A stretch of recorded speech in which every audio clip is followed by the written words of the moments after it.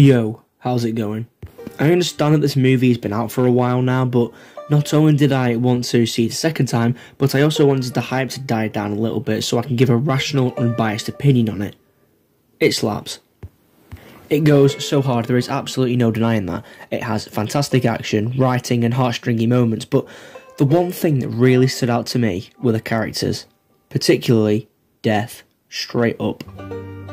Now, I don't believe him to be the most multi-layered, complex and interesting villain in history like it seems most people do, but I do believe him to be both the best DreamWorks villain and the most interesting and most thought-provoking thing this film has to offer. Death's role in this movie is a weird one. Many people believe him to be the overarching threat, but I don't see him like that. Others believe Jack Horner to be the big bad, and again, not for me.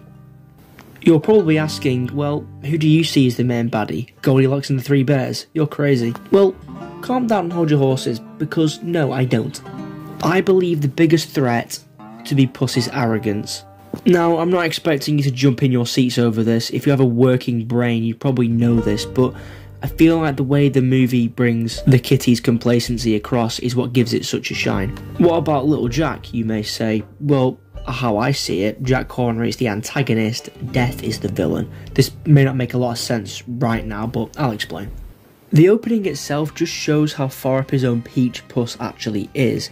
He sees himself invincible and doesn't seem to value his life in the way that he should. He threw away the one chance he had at true love. He loses his 8th life, and so has just the one left. Even so, he is still arrogant and distasteful. This is where Death comes in. Something many people may not have realised is that this kind of thing has been done before, and in almost every instance it is known that Death is a natural force, thus he can take the physical appearance of whatever it chooses. I like to think Death chose a wolf in order to frighten Puss even more, given that cats are notoriously rivals with dogs, I suppose.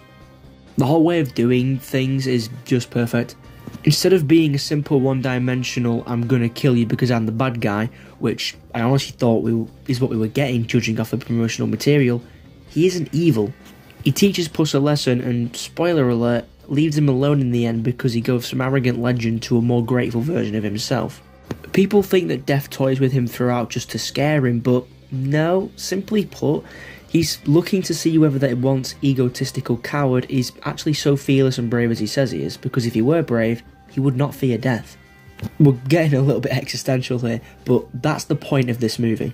As is so often mentioned in this film, death comes for us all. It is a natural part of life.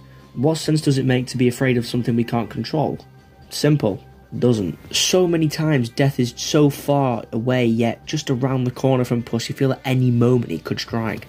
Puss threw his lives away again and again, and Death took offence. And then there's the whistle.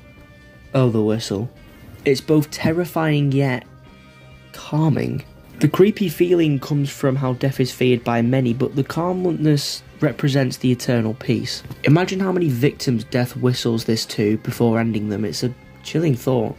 As mentioned, the way they did him in the promotional material is unbelievably good because they labelled him the Big Bad Wolf, which in itself is awesome, but it made me go, oh, the villain's the Big Bad Wolf, well, I'm sure it'll be cool. I didn't expect him to serve any other purpose than to be a pretty standard villain that we used to have in. I'm gonna get you because I'm the bad guy. Not that memorable, though, you know? But then the movie just goes, nope, fuck you, and then has him be like this.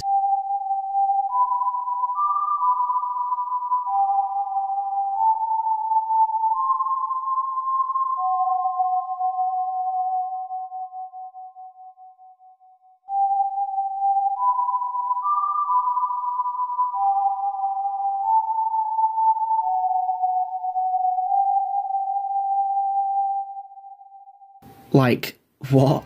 That takes huge balls. As I said, unlike other people, I don't see Death as one of the greatest villains of all time, but he is absolutely everything that he needed to be. We may have wanted to see more of him, but there's a fine line between wanting more and wanting more, if you get what I'm saying. Like, a character can be so boring it leaves you disappointed with how little was shown of them, or they can have you captivated so much that it leaves you disappointed with how little was shown of them. Death obviously falls into the latter. The problem with many people's views of this character is they see him as a person and not a personification of the laws of reality. Even if we'd have seen Puss skewer him, I'd expect he would have reappeared because technically, he's not even there. The inspiration from Into the Spider-Verse is very evident in the animation style of this movie, and that's only a good thing. Like, you can see the frame rates dropping, but it's an artistic choice. It's beautifully animated and almost every frame is full of life. I genuinely think it should be up for Animated Movie of the Year, if not Movie of the Year. Maybe an unpopular opinion, but I'll stand by it. Even without knowing that he's deaf, the concept of him just stood out to me from the very beginning.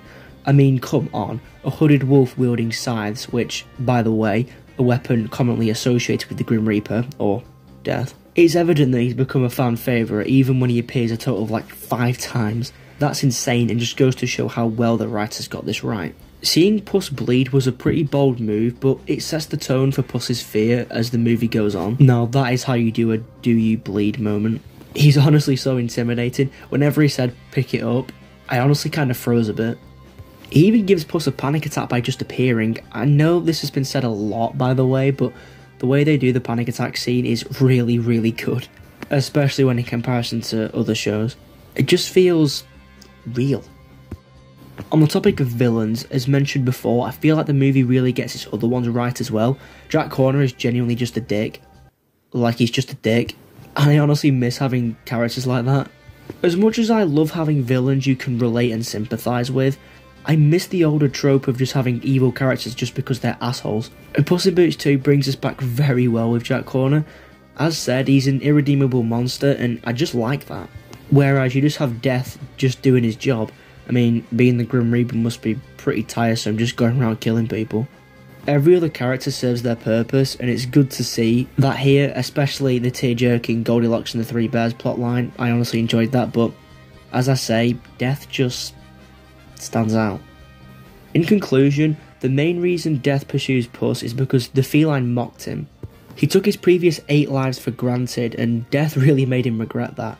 When Puss shows that he's changed, Death chooses to stand down.